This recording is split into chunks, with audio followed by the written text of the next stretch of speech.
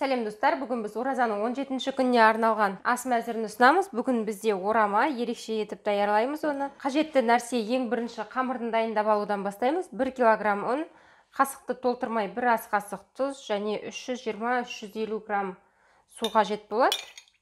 Тұзды суға езіп алып, аса қатты да емес, жұмсақ та емес етіп қамыр илеп аламыз. Қамырымызды илеп болдық және ие қанып тұру үшін кішкене полиэтиленді қалтаға салып қоямыз. Енді ораманың ортасына салынатын салмасын дайындау үшін бізге 700 грамм картошка, 900 грамм пияз, 1 килограмм ет, 2 шай қасық бетімен үйіп толтырылған тұз, жарты шай қасық зімбір, жарты шай қасық қарабұрыш, жарты шай қасық үгітілген кориандр, жарты кесе 7 ас қасық, 6-7 ас қасық шамасында сұйық май және 2 ас қасық соя соусы керек. Барлығын ұсақтап турап, немесе күштен өткізіп, және етті міндетті түрде ет тартқыштан өткізіп аламыз. Енді үлкен ыдысқа фаршты саламыз. Қойдың құйрық майын, сиырдың іш майын қосуларыңызға болады. Картошканы кәрсік күшінен өткізіп алдық, оны қосамыз. Және пиязымызды да біз ет тартқыштан өткізіп, ұзақ уақыт алып тұрмас үшін турауға. Және оғандағы барлық дәмдеуіштерімізді қосамыз. Соя соусы 2 ас қасықтай және сұйық майымызды құямыз. Барлығын жақсылап араластырамыз. Мен қолмен араластырамын.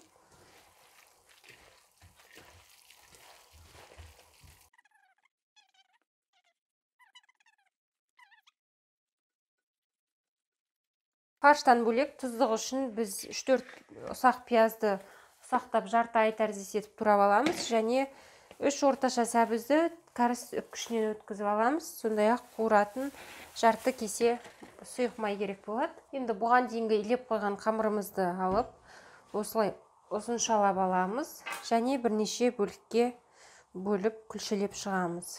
Негізінде күлшелер ұсақ-ұсақ домалақ болғаны ыңғайлы, ал маған жылдамырақ біту үшін біраз үлкен болғаны үлкенірек қылып жасаймын. Маған жаюға мыналар тезірек бітеді. Ал мен қазір сіздерге жалғыз жаюмен ең әдемі ораманың жасалуын көрсетем. Әрі қарай мен үлкен қамырларды екіге бөліп алып отырамын. Осылай күлшелеп шығамыз қамырларымызды. Қамырымызды жайып алдық бір бөлігін және оған мұндағы салып аламыз. Жұқалап жайып шығамыз.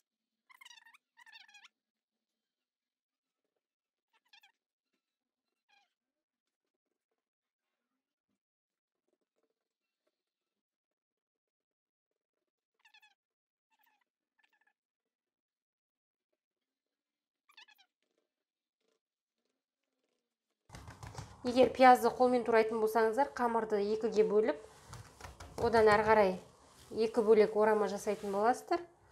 Ал осылай ет тартқыштан өткізетін болсаңыздар, біреуі жеткілікті. Манты қайнатқыштың қалыбын майлап, салып қоя береміз әзірге. Енді келесі кішірек қамыр болған кезде, осы қамырлармен өте әдемі шығады.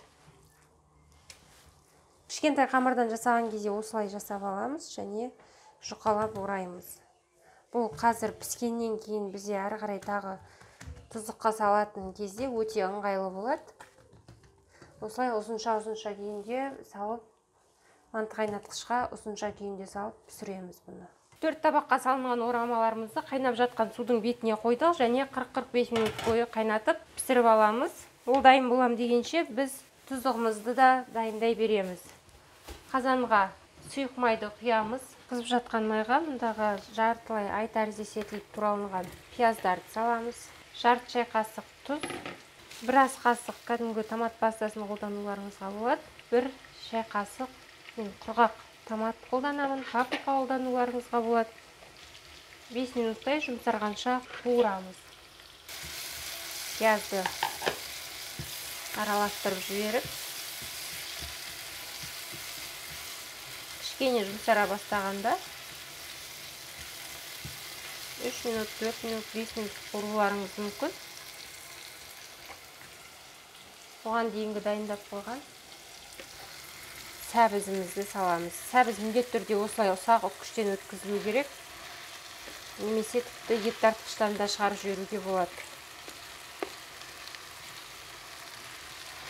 барлығын саламыз.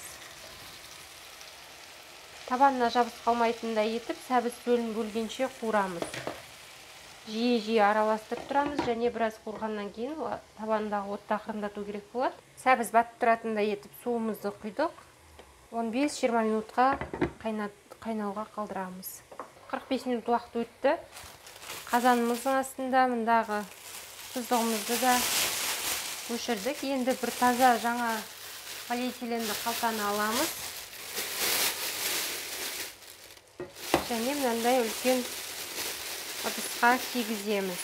Және мұндағы әрбір орамаларды ортасынан алуға ыңғайлы етіп кесе.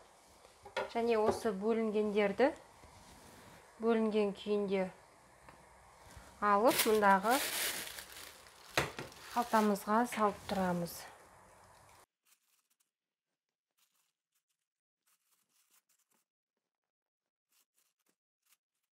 Және мұндағы тұздығымыздан алып, бетіне жақсылап құйып шығамыз.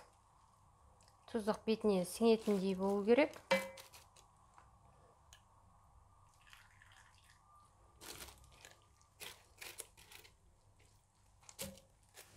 Және келесі бөліктерінде алып сала қоямыз.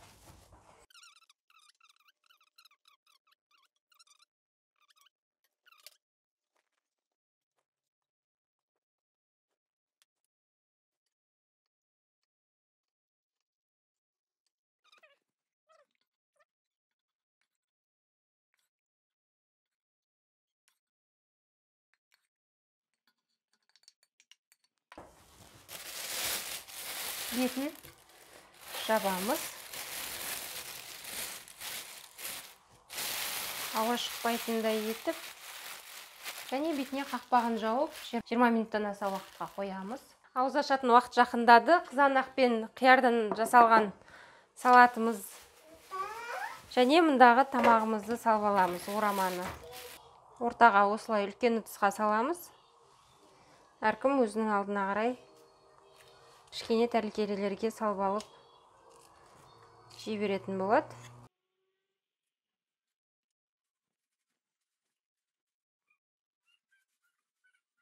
Немесе әр кісінің алдына кіші тәрелкелерге 2-3-тен салып берулеріңізге болады.